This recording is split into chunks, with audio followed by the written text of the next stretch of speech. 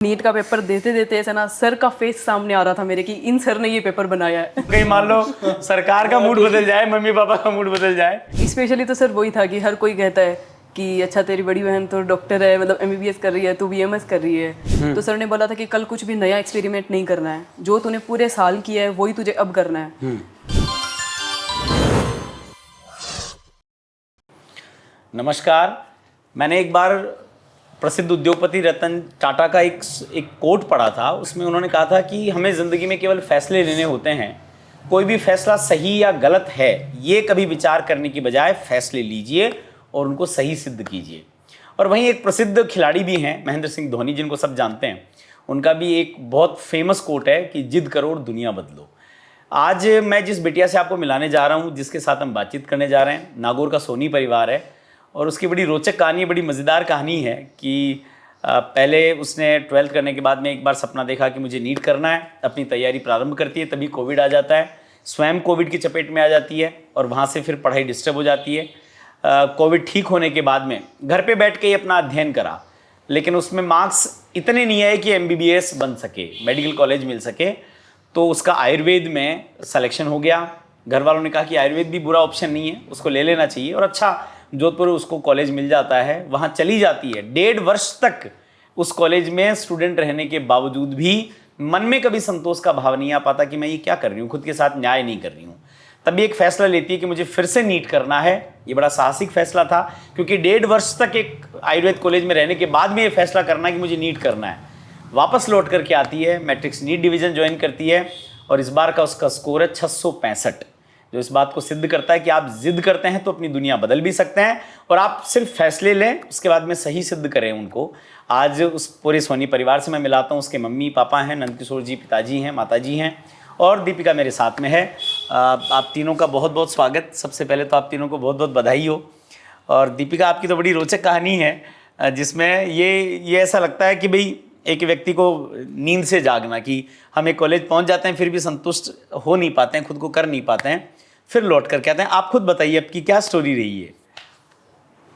Sir मैंने 2021 में वो बीएमएस कॉलेज ले लिया था जोधपुर। ठीक है। मैं गई थी कॉलेज, बट मुझे सेटिस्फेक्शन नहीं मिल रहा था बिल्कुल भी। कारण क्या था उसका? कारण ये था कि अगर कोई भी मुझे पूछता था कि क्या कर रही है, तो मैं बोलती बीएमएस कर रही हूँ। तो वो बोलता था अच्छा नीट में सिलेक्शन नहीं हुआ इसलिए बीएमएस कर रही है। तब ऐसा लगता था कि मैं खुद के साथ इसका मतलब कॉम्प्रोमाइज़ कर रही हूँ। ठीक बात है। और ये बात मैंने काफ़ी ज़्यादा सुन ली थी खुद, मतलब कि अच्छा नीट में नहीं हुआ तो बीएमएस ले लिया। तब मैं बोलती थी हाँ इसलिए ये ले लिया। तब ऐसे मन में ऐसा लगता था कि कॉम्प्रोमाइज़ कर रही हूँ मैं तो खुद के साथ ही, जबकि मैं नीट कर सकती हूँ। हाँ तब मुझे ऐसा लगता था कि इसका मतलब मैं कर तो सकती हूँ, फिर मैं क्यों नहीं कर रही हूँ। ठीक बात है। तो मैंने वापस शुरू कर दी। फिर बच्ची ने जब निर्णय लिया कि बीएमएस कॉलेज को छोड़ करके फिर से नीट करना है, तो फैसला तो मुश्किल था थोड़ा सा। मुश्किल तो था, लेकिन हमने बच्ची की इच्छा देख के सोचा कि बच्ची की इच्छा अभी कंप्लीट नहीं है जी। और बच्ची चाहती है कि मैं नीट क्यों नहीं करूं। हाँ। तो बच्ची का साथ देना चाहिए। ठीक बात है। ये एक नारा है, बेटी पढ़ो बेटी बढ़ो। हाँ। तो अब उनको साथ देंगे तो होगा ना, वो हिम्मत कर पाएगी। इसने सबसे पहले ये फैसला करा कि मुझे वापस से नीट करना है। ये फैसला माताजी को बताया होगा पहले, सबसे पहले आपको आगे कहा इसने? क्या कहा इसने? आगे मुझे करा। अच्छा। फोन करके बताया कि पापा से बात करो, पापा से बात करो, मुझे थोड़ा डर लगा है। ठीक बात है। और इस बार जब रिजल्ट आया तो फैसला सिद्ध हो गया। सिद्ध हो गया। वैसे तो आपके आंसर की तो पहले ही आ गई थी, तो आपने देख लिया था स्कोर की क्या कैसे रहने वाला है? मैट्रिक्स से मिलाया था मैंने आंसर की से, तो मेरे एग्जैक्ट इतने ही बने थे, 665। 665 ही बन रहे थे। हाँ, अच्छा। तो मैंने सर को मैसेज भी किया था कि सर इतने नंबर बन रहे हैं, तो सर ने तो बधाई दी थी वगैरह। अच्छा। फिर तो मतलब ऐसे था कि इतने ही बन रहे हैं, तो मैं ऐसे कंफर्म हो गई थी कि अब मैट्रिक्स के आंसर की से मिल गया तो कोई डाउट तो है नहीं। हाँ। तो बस रिजल्ट वाले दिन ऐसे था कि रैंक देखनी थी स्पेशली, तो नंबर तो पता ही थे। अच्छा। फिर रैंक देख के उस आयुर्वेद कॉलेज का क्या हुआ? वो तो रिजल्ट के पहले ही वहाँ से लेके आ गया। अच्छा, वहां से विड्रॉल कर लिया पहले। इसको लग गया था कि कोई पहले अपने डॉक्यूमेंट्स निकालो, कहीं मान लो सरकार का मूड बदल जाए, मम्मी पापा का मूड बदल जाए। ठीक बात है। उसको घर लेकर आ जाए ना, हाँ कागजात, हाँ, तो उससे तो फ्री हो गए। उससे तो फ्री हो। ये बहुत वो उधर तो झाड़ियों में बैठी थी। देखिए थोड़ा सा मुश्किल तो होता है। और देखिए वैसे मुश्किल तो कुछ भी नहीं होता। इस बात का जीवन में बड़ा महत्व होता है कि हम अपने आप को कहाँ संतुष्ट कर पाते हैं, कहाँ पर हम सब लोग टिक पाते हैं। यदि हमारे को संतुष्टि इस बात से मिल जाती है कि भाई हम जो कर रहे हैं वो ठीक नहीं कर रहे, तो उसको बदल देना चाहिए। और आपने बदलने का हिम्मत करा, प्रयास करा। ये हिम्मत लोग कर नहीं पाते हैं, सामान्यतः लोग हिम्मत कर नहीं पाते हैं। 1.5 साल कॉलेज में जाने के बाद में भूल जाते हैं कि पहले क्या घटा था क्या नहीं था। लौट करके फिर से आने की हिम्मत करना मुश्किल था। बट दीपिका, आपने बड़ा मतलब अच्छा साहस दिखाया। एक दो सवाल आप जैसे स्टूडेंट से पूछना मेरे लिए बड़ा इंटरेस्टिंग होगा।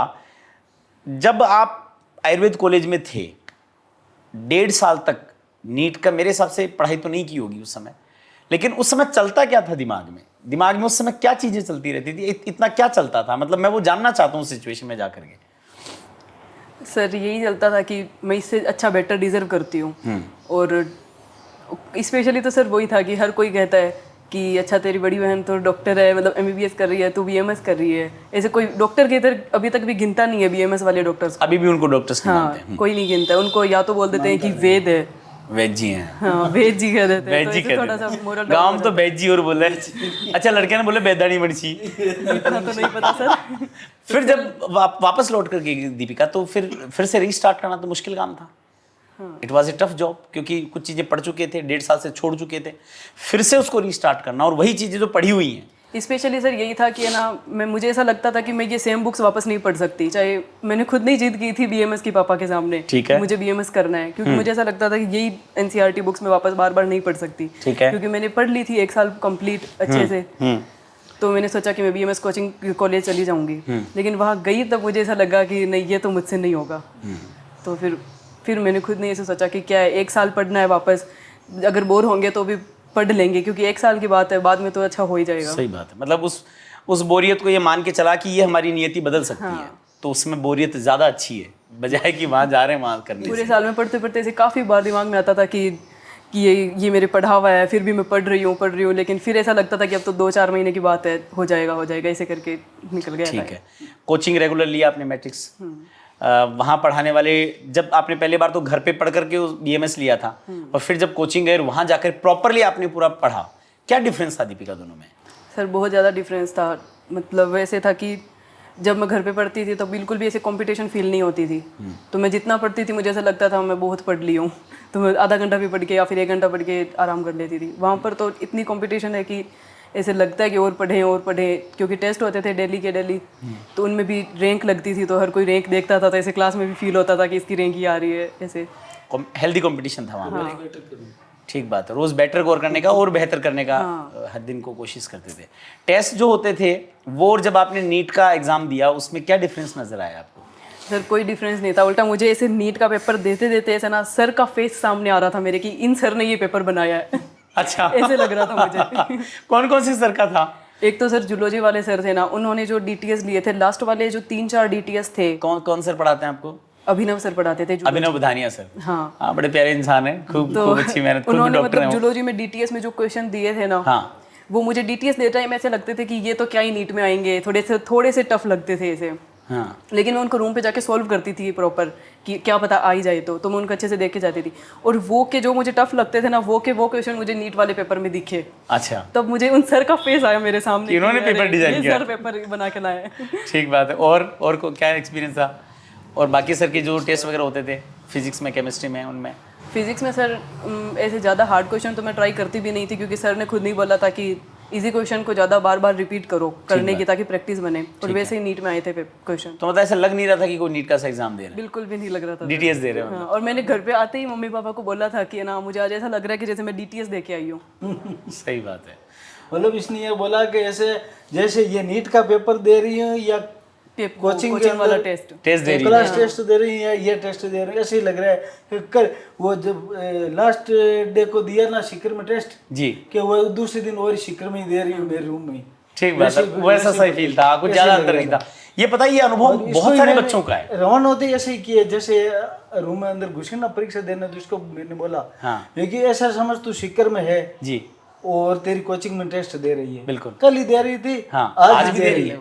ऐसा मत सोच कि तू कोई बड़े लेवल की परीक्षा दे रही है क्या। जैसे तुम्हारे रूम पर आती है, रोज कोचिंग जाती है, डेली रूटीन में हर एक दिन के बाद एक दिन टेस्ट होता है, वही टेस्ट एक दिन के बाद आज का है। ठीक है, ऐसा मुझे सोच में कि मैं इंडिया लेवल का परीक्षा दे रही हूँ, नॉर्मल पेपर दे रही हूँ, तो तेरे ये नेगेटिव मार्क कम होंगे। कम होंगे, सही बात है। जैसे सेल्फ स्टडी करते थे उस समय तीनों सब्जेक्ट ठीक आते थे आपको या कोई सब्जेक्ट वीक था?